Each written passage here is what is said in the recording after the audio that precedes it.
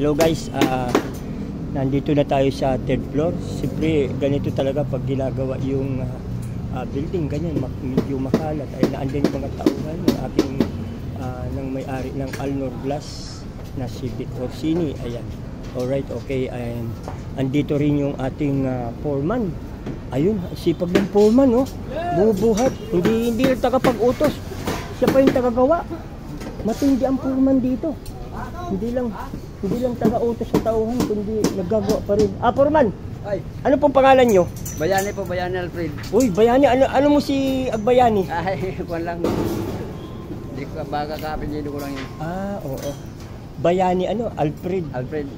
Alfred Bayani. Ayan. Kuya, ikaw yung foreman dito, no? Kailan kayo nagsimula dito? March kami nag-ano dito eh. March, April, May, June, July, August na, no? August na. August na ngayon. Nakailang floor na ito? Ilan Ano ito pang-apat ito nang ginagawa natin. Pang-apat na.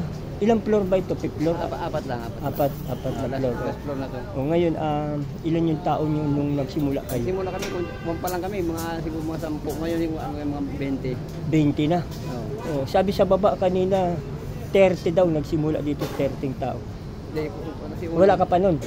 Wala pa siguro ako nun na ano. Pero kunti pa lang kami. Kinuha ka dahil mapabilis na. Ayan guys, si foreman, si Bayani, ayan, matatapos yung 1 minute, ayan, ulitin natin si Kuya. Thank you very much po.